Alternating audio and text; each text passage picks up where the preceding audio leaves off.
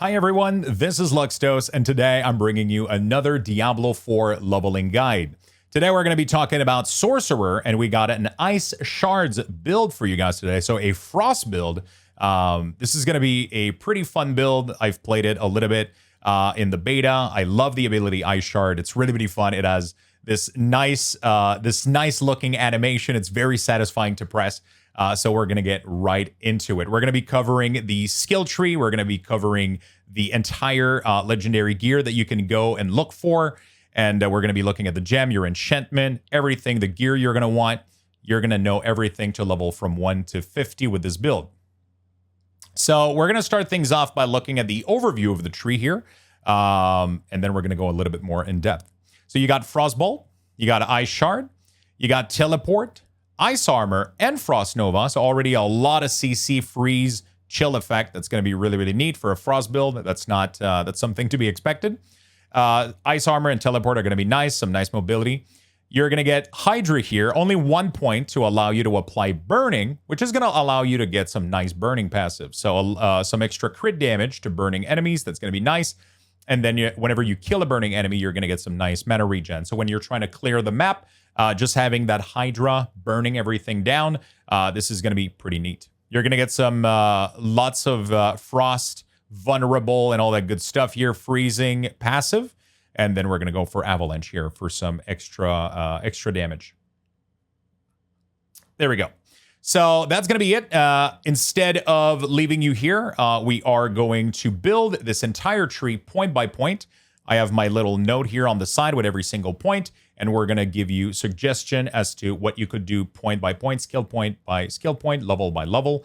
Obviously, take this with a grain of salt, because you should be adapting the build with whatever you find. So if you're feeling like you're super tanky with your build, you got a lot of good legendaries, you survive really, really well, feel free to move some of the points into more damage-oriented things, maybe early on into the progress, instead of following exactly what I say. And if you feel like you're taking too much damage, then feel free to move some point earlier on into some more defensive option. But this is going to be like a middle ground. I'm going to try to balance damage and defensive. We're not going to go just one side or the other. It's going to be pretty balanced. So feel free to follow it along. We're going to start off with Frostbolt here, which is going to apply some nice chill. And then we are going to have it explode here with the enhanced Frostbolt. We're going to go put 1 point into our main core spammable ability, Ice Shard, which is going to be really cool. We're going to get Enhanced Ice Shard here, and then Destructive Ice Shard, which is going to allow us to apply some Vulnerable when an enemy is hit with the 5 shard in a single cast. So if you target one enemy, you're guaranteed that it's going to get vulnerable if you hit every single shard into that enemy for at least 2 seconds. So that's going to give you a little bit of a vulnerable state. That's going to be pretty neat. Then we're going to move on to Glinting Frostbolt. This is going to give you extra mana regen if the target is chill or frozen. So this is going to make it not only like a filler spell, but this is also going to allow you to generate mana instead of having to wait for it to come back naturally. If you feel like you're able to cast these pretty well and you're not getting good uptime on your vulnerable, this is going to be really, really good for bosses especially. But if you feel like you would like to have it more often, you can also feel free to move this, but then you're going to get less cast. So it's kind of up to you. I like the mana regen and relying on Destructive Ice Shard for the vulnerable state here. This is going to be pretty good. We're going to move on to the next row here and get our defensive layer. So we're going to go ahead and pick these. Feel free to pick them in whatever order. I kind of like to get Frost Nova early to freeze thing. It's pretty nice. I like to get Ice Armor and then Teleport last. So feel free to do it in whatever order. That's going to be fine. And then we're going to put our 5 points into Ice Shard to make sure that our damage is keeping up. This is going to be very important because if you start going too far down the tree and then you're fighting monster with 1 out of 5 Ice Shard, you're not going to be killing anything. You're not going to be having a good time. So make sure you do that early on. We're going to be improving Frost Nova. Really, really nice. We're going to go with this, and we're going to go with Shimmering here to generate mana per hit. So that's going to give you even more mana. This is also something you could change to have Mystical Frost Nova to give you another vulnerable window opportunity. If you feel like you're not getting enough vulnerable state here, you can also feel free to move this. Both of them can be good. Since you're using the mana here, you could go for the vulnerable state here on the Mystical Frost Nova. But I really, really like to go for a lot of these casts. They hurt a lot, and you should be able to maintain the vulnerable state here. So this should be pretty good. So make sure that you freeze this right here with the mana. And then we're going to go and improve Ice Armor. More mana regen is going to be really, really good. And then we're going to go with Shimmering here.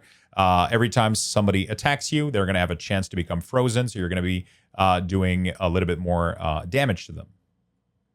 We're going to go with Align the Element here, 1 point. 1 point in here is going to be give you a lot of value, especially for big bosses that take quite a while to take down. And especially if you can avoid the damage, which you should try to do as much as possible with the armor and teleport. And then we're going to dump 3 points into Mana Shield here.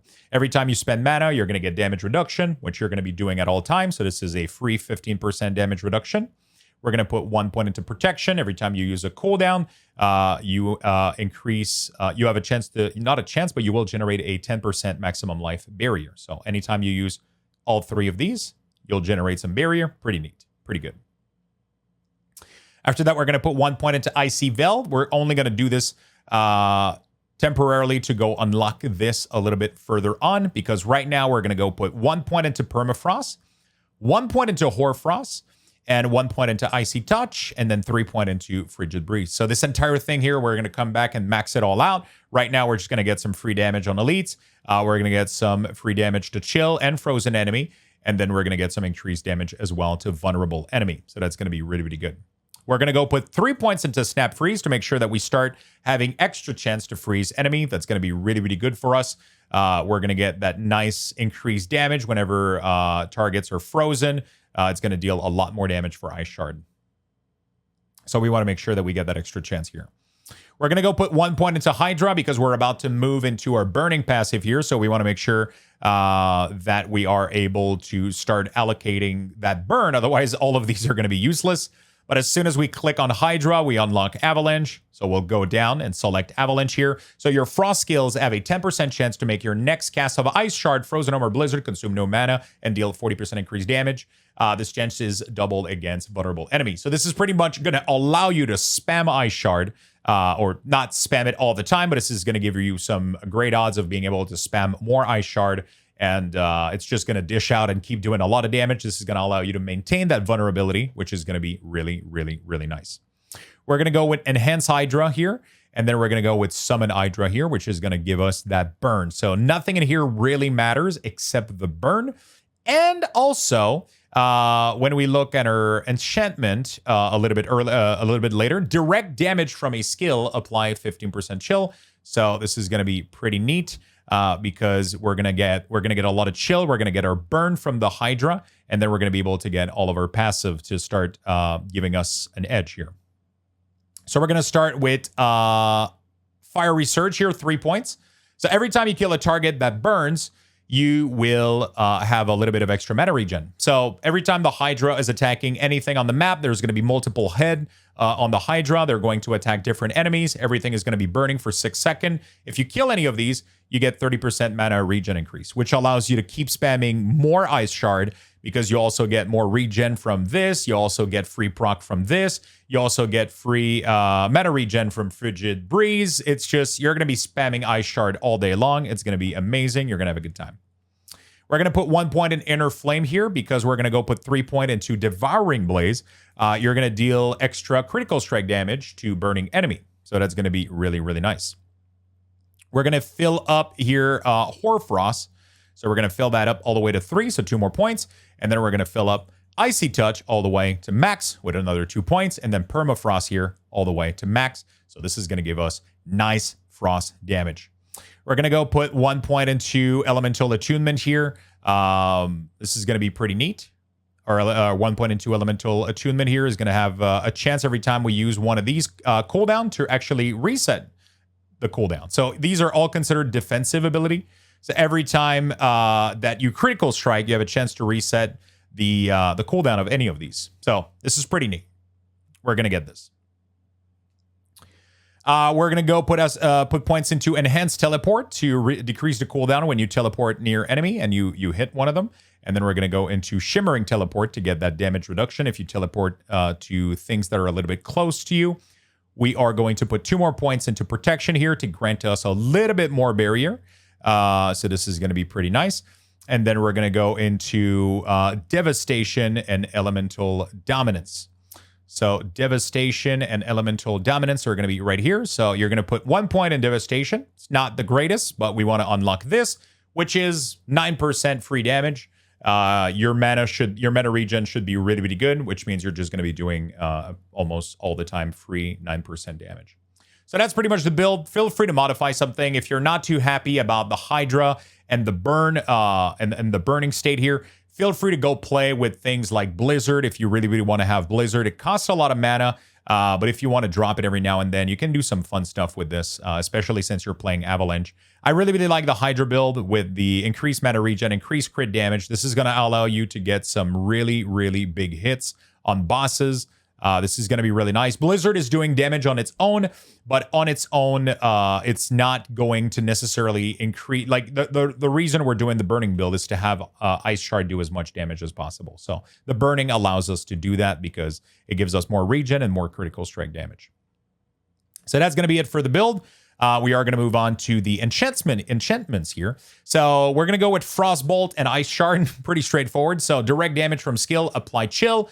Every time you apply chill, it's going to stack up and it's going to eventually freeze target, which is going to allow you to do even more damage to them. That's going to be really good.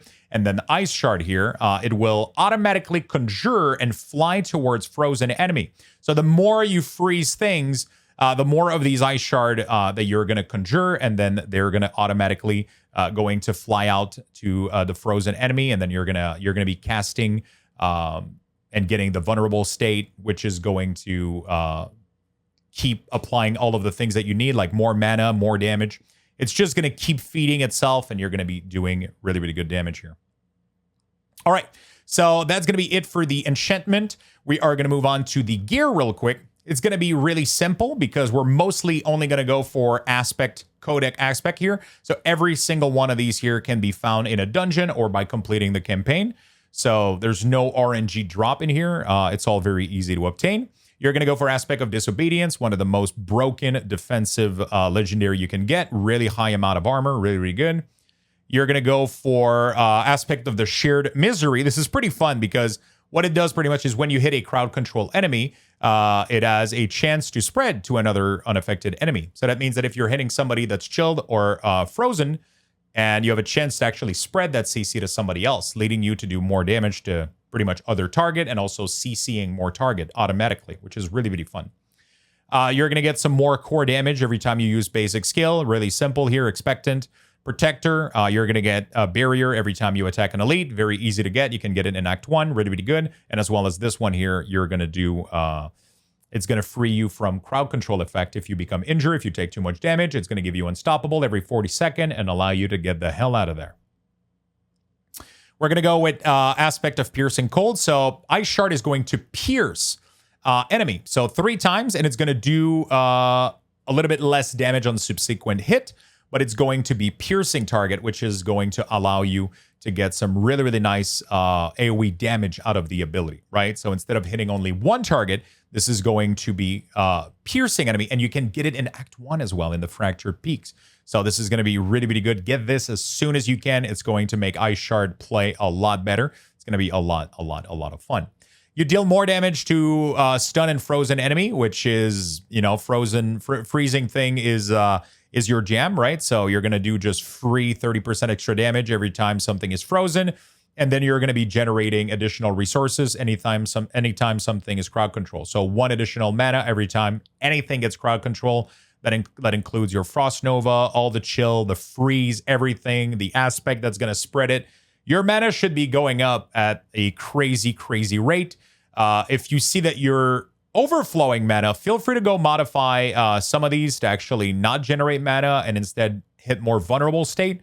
So whenever you feel like you're at the tipping point where you don't need to wait too much to cast Ice Shard because you're getting a lot of these, feel free to go get yourself some additional vulnerable. That's going to be really, really good.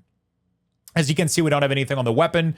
I've talked about this in pretty much every video, but I don't recommend aspecting your weapon. It's going to cost you a lot of gold, and you're going to want to swap your weapon very often. Weapon damage is really important to dictate the damage of your ability. You're going to want to replace it very, very, very often. You're going to want to upgrade that weapon as well, maybe even at the blacksmith. Get it as high item level as you can. It's going to allow you to overpower all of the challenges around you. It's just going to be really, really strong. And if you keep upgrading your weapon and you keep leveling up, getting new weapon, upgrading it, and if you keep applying a legendary to it nonstop, you're not going to have any gold at max level. It's going to be rough. Or you're going to be running with a weapon that would need to be upgraded more often because you're trying to hold to that legendary. So try to get the best rare that you can and just upgrade it and just you know, like replace it as much as you can with always the best damage and obviously good modifiers on it, right? Don't trade a weapon with really good modifier to gain 5 damage, but you get the idea. So that's going to be pretty much that. For the gem here, Sapphire, there's no question about this. Everything is going to be crowd control. You are the master of the crowd control. Make sure that you put this, it's just going to give you free damage. Increase maximum life, always good on armor. And then you're going to go for Skolum Jewelry for additional armor. So that's going to be pretty good. In terms of what gear you're going to want, Vitality Max Life is always really, really good. You're going to want Intelligence. You're going to want plus skills if you can get plus skills to Frost ability. And things like that. So your Ice Shard, that's going to be a really, really good one. You're not going to want really any plus skills to anything else, honestly. Ice Shard is going to be pretty much the only thing you're going to be looking for. Crowd control damage is going to be really good. Distant damage bonus is going to be really, really good as well. So you're going to be looking for those. Even close damage could not be bad if you find it, because you're going to be pretty much always close to like try to Frost Nova thing a little bit. You're going to try to get away. But since you're alone, you don't have any minion, everything is going to be in close proximity at one point or another. And you're going to want to be there to cast those Frost Nova. So close damage is not too bad. Distant, probably better, especially for big bosses that you want to stay far away from. And yeah, that's going to be pretty good. So anything that gives you additional damage, crit and critical chance and crit damage, those are going to be good as well. Even vulnerable damage could be okay. You're not going to have 100% uptime on everything except on single target bosses, but it's not bad. It's not bad to consider. So that's going to be pretty much it for the mage. That was a very straightforward and simple build. You simply go all the way Frost, and then you have a little bit of burning to get some additional passive, and you got some really nice legendary in there to allow you to have the playstyle be a little bit more pleasant. So if you enjoy the video, feel free to like it and subscribe to the channel. That does really help a lot. It's kind of cringe. I know we say it at the end of the video all the time, but it is what it is. It does help. So if you did enjoy it, do that. And you can also feel free to comment down in the section below if you did enjoy it, if you want to criticize about anything, if you feel like something could have been presented differently or a little bit slower, feel free to tell me that. Also, I would like to know which class you're going to be leveling first in Diablo 4. Is it going to be the Sorcerer, or maybe this is going to be your alt and you have something else in mind? Let me know. Also, if you want to support, I'm streaming on Twitch every single day, 7 days a week, starting at 11 a.m. EST.